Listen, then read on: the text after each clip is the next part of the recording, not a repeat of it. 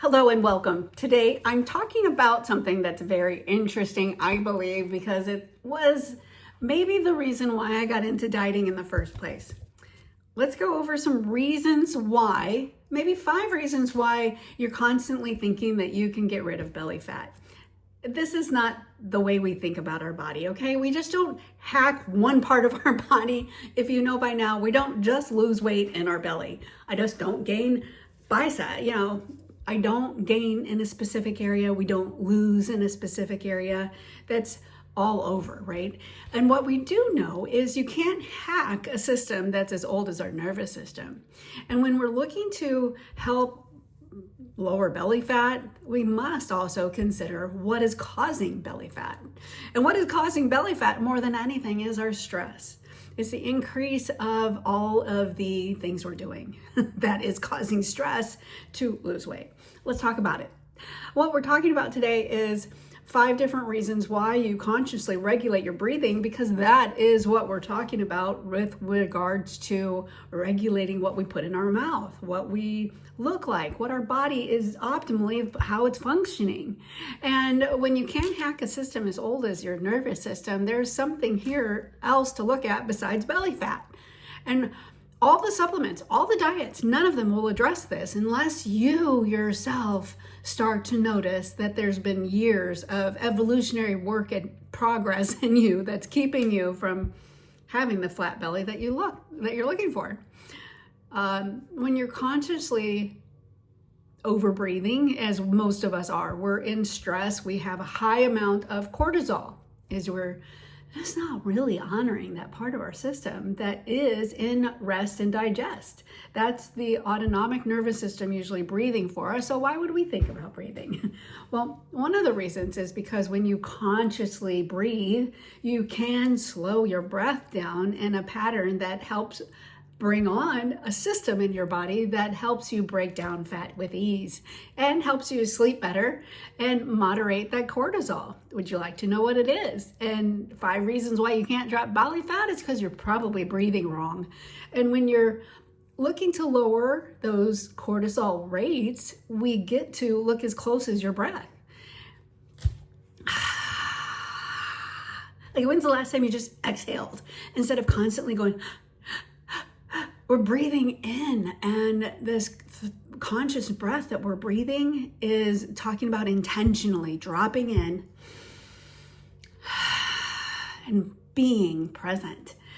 Do that before you eat. That helps you. If you are already one that prays before you eat, that act has been doing something subconsciously as well to your body to prepare you. It helps you acknowledge somebody higher than yourself. It helps you acknowledge that there is something else at play here besides me just eating food to consume. It is an opportunity to take reverence, to say there is food here, that food is becoming me. And you go, wow, thank you for wherever this food came from, that my body's ability to digest it, to take up some of the nutrients that I require to make really good cellular activity, to have the energy that I need for my day. That's what's in front of me and my plate. Now, that's probably not the same reverence that you would give if you were eating a cinnamon roll in the morning. That's not really me. I'm becoming a cinnamon roll, unless that's your goal. Really having something to sit down in front of that's nourishing, that is of the planet, that you can see the actual food. How about that? Let's see a broccoli that looks like a broccoli. Let's see some peas. Let's see real food on our plate and say, wow, thank you that food is now becoming me. And that's a beautiful way to slow down and switch your state. In addition to saying, whatever else you're doing, it's helping you get into this beautiful parasympathetic. That is the state of our body that enjoys helping you rest, helping you repair, and yes, cellularly helping you get into digesting your food, using your food as fuel, getting that intracellular so that we make great humans of ourselves. So if you're also looking to improve your insulin sensitivity, you wish to be into your rest and digest mode more often, because that's when your body actually helps you use the fuel that you're consuming. And in addition to that, so there's two things I've already said that'll help you right now have a lower belly fat is lower your cortisol level. And the second one is to improve your insulin sensitivity. If you're constantly having sugar, you have a problem with your nutrients because it's robbing you of nutrition as well. And it's also then helping you store fat. So there's another third reason why you're not having a flat belly is because you are storing fat.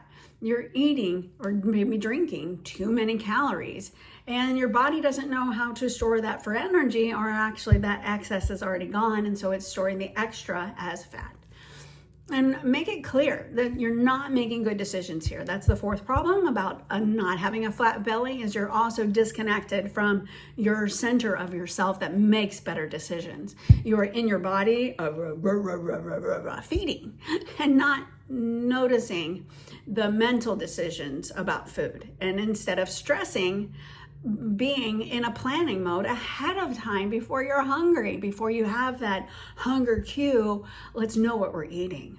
And then that's the fourth one, make clear decisions about your food instead of stress eating.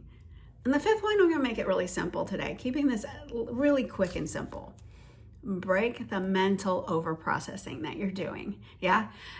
The mental overprocessing is part of what raises that cortisol, what we've already talked about, lower your cortisol levels. So that brings us back up to the number one.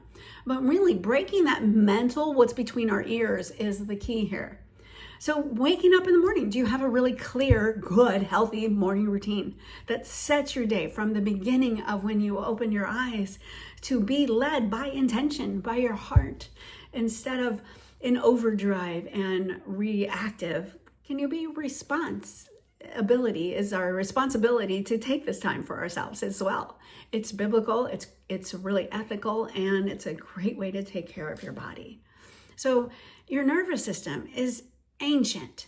It's always looking for a problem. It's looking to protect you.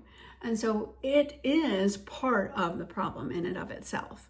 We must cultivate and create a sense of peace, of calm, of satisfaction, and finding that for ourselves and knowing it and then repeating it. And that is how we will break this mental over chatter. And breathwork isn't a hack. No, it's speaking your nervous system language. So when you're noticing that you are any of these things, your cortisol is up, you are stressed, breathe.